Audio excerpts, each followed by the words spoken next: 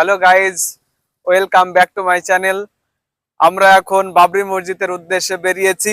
সে বেলডাঙ্গায় ভরতপুরের বিধায়ক হুমায়ুন কবির সাহেব আমাদের একটা বিশাল উদ্যোগ নিয়েছে, সেটা হচ্ছে বাবরি মসজিদ।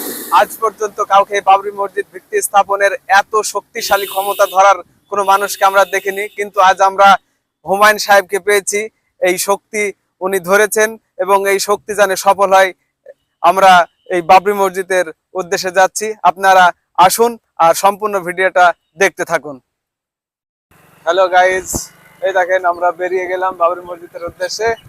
আপনারা আসুন এবং সম্পূর্ণ ভিডিওটা দেখতে থাকুন। অবশ্যই আপনারা ভালো আছেন, আমরাও খুব ভালো আছি, তাই আমরা আজকে বাবরি মসজিদের ভিত্তি স্থাপন দেখতে যাচ্ছি।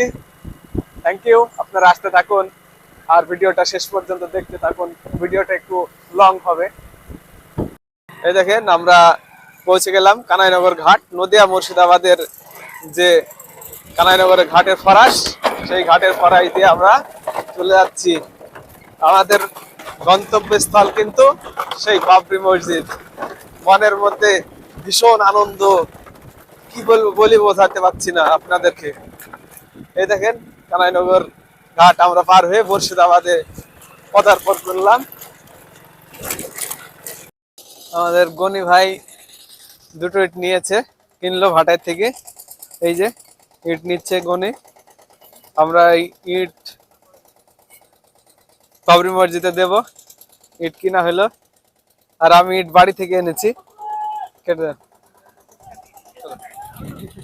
হ্যাঁ বন্ধুরা, আমরা সেই বাবরি মসজিদের সেই যেখানে শিলান্যাস হয়েছে সেখানে আমরা পৌঁছে গেছি।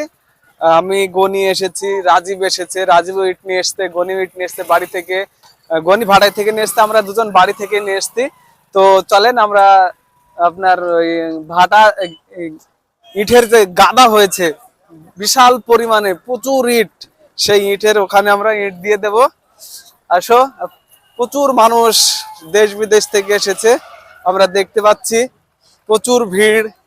আমরা ভাবতেই পারিনি যে এত ভিড় হবে। সব সময়কার জন্য এপাশ ওপাশে প্রচুর মানুষ।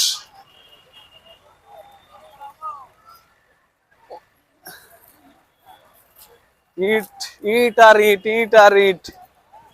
মানুষ যে যেখান থেকে আসছে, দুটো চারটে পাঁচটা যে যেমন পাচ্ছে ইট নিয়ে আসছে। তো আমরা এই যে ইট, এবার ইটের গাদার কাছে আমরা পৌঁছে গেলাম।